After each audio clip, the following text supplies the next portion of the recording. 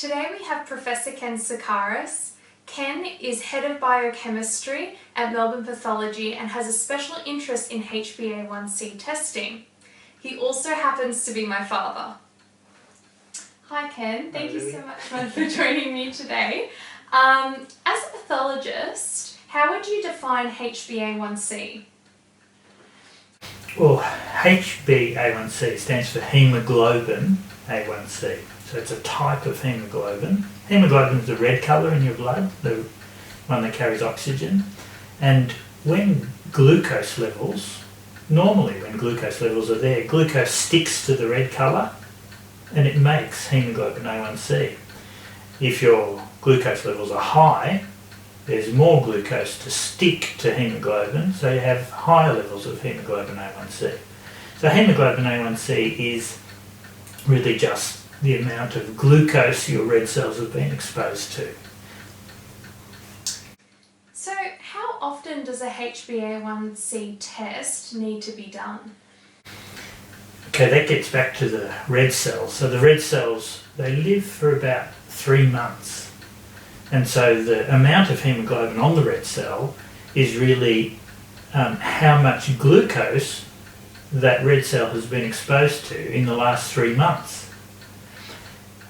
Which is really handy because it sort of tells you what your typical glucose levels have been overall over the last 3 months. But it also means the red cells take 3 months to change. So you shouldn't measure it. If you measure it every week, well, the red cells haven't changed yet. And so you have to really, we say 3 months is the minimum testing period between it, because 3 months means you've got a whole population of new red cells showing you your new glucose level. Okay. Is HbA1c a reliable test? Look, it's a pretty good test compared to most in the lab. We've been measuring it for over 35 years and I would say it's 99% effective. So some of the problems is that the red cells usually live for 3 months, but sometimes they can live a lot shorter if you bleed or if you've got anemia.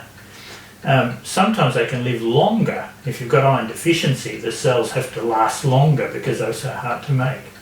And so the glucose levels look higher, but it's not because the glucose levels are high, it's because the red cells lived longer.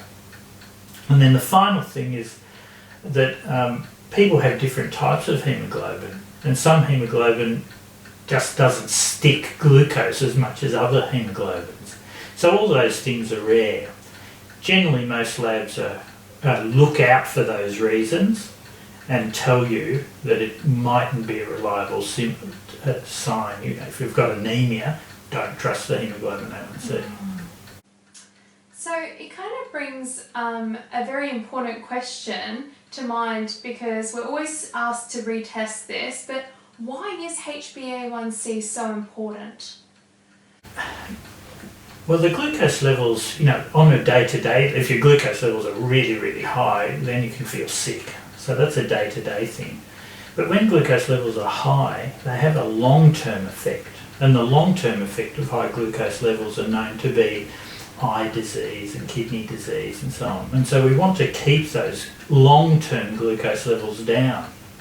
And there was a study done over 25 years ago now, the DCCT study, that showed that if your hemoglobin A1c levels are high, you have more complications.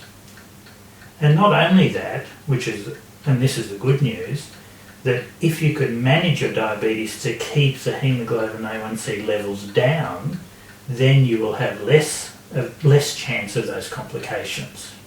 So the HbA1c test itself is almost a risk screening test. Yeah, it correlates with it doesn't predict with absolute certainty you're going to get eye disease or nerve disease or kidney disease. It doesn't predict it invariably, but the higher it is, the more your chance.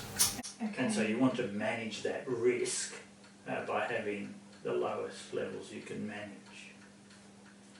And my last question to you today, Ken, is there any new and interesting research coming out around HbA1c?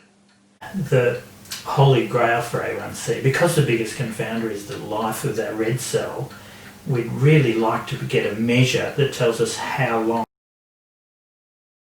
and then we can adjust their A1C for that that red cell life, and then it'll be a much better measure of glucose, average glucose. We haven't been able to do that. We may never be able to do that. But glucose, compared to glucose levels, which vary from minute to minute, let alone day to day, the hemoglobin A1C is the best test we've got for the typical glucose levels over a long time, and that time over a long time determines whether you get complications. Okay. Thank you very much for joining me today, Ken. My pleasure.